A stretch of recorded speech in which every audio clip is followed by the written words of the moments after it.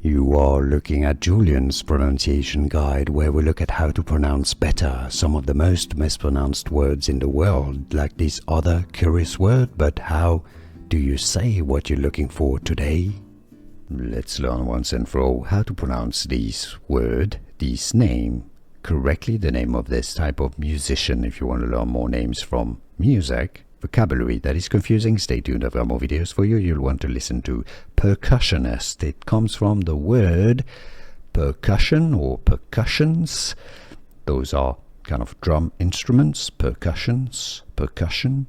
Therefore, percussionist. You stress on that k syllable. So British English pronunciation percussionist, American English percussionist. Similar.